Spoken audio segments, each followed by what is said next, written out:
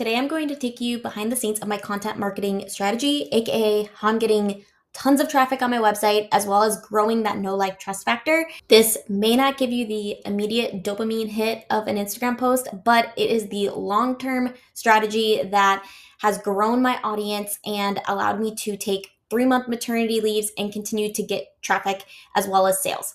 So let me flip my camera and kind of show you what this all looks like and how I lay it out. If we haven't met, my name is Becca and I am a website designer primarily focusing on Show It and Squarespace website in a days.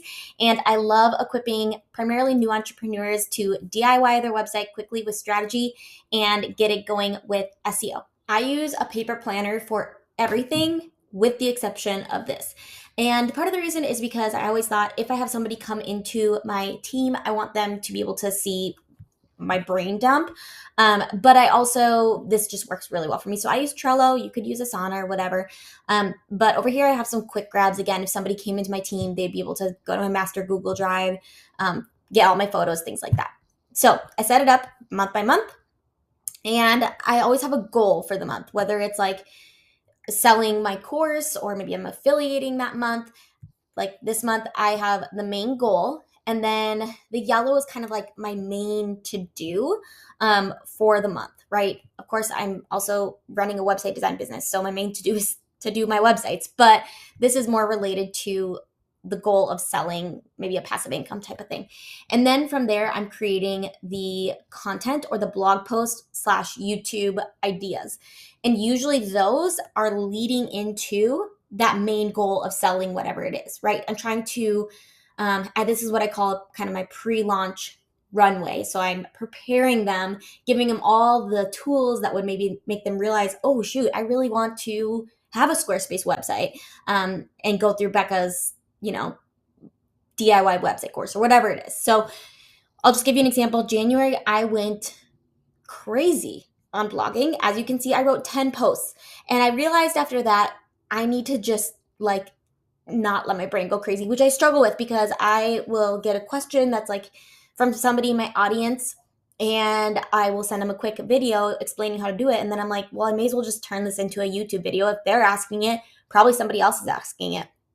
And the issue with that is, one, that video is not strategized for YouTube.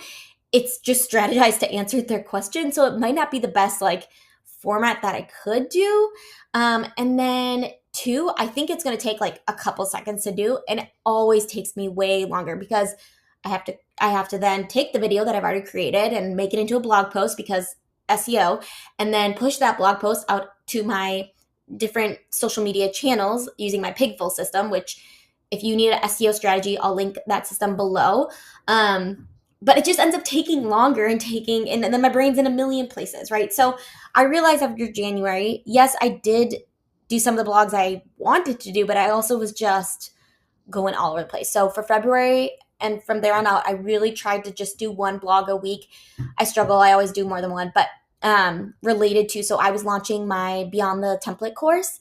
And so a lot of these blog posts are about how to design a website quickly or Squarespace tips, maybe a case study related to somebody who's gone through the course. And then March, same type of thing. April, I was doing an affiliate launch for people who want to become website designers. So different audience. So I pivoted my content to be more related to maybe if they are a website designer, what can they do to nail their niche? I did an interview with somebody. Again, some of these are just content that I'm getting asked, but really tried to have it cater for what I was going to launch. And then in May, I did a couple different things. I did a website, website photography combination for local people. So I did this I decreased the price of my website in a day service. She decreased the price of her photography services, and we did a spring sale. So some of my blog posts are related to the importance of photography in your website. And then I also did a flash sale for my birthday. As you can see, I made no sales. So there you go. But because it was a flash sale related to my SEO course, as well as my Beyond the Template course, I had multiple different blogs kind of related to that. So now we are into summer, and with June, I have so much content out there that I'm really going to try to focus on optimizing my blog content because I'm not doing a launch right here.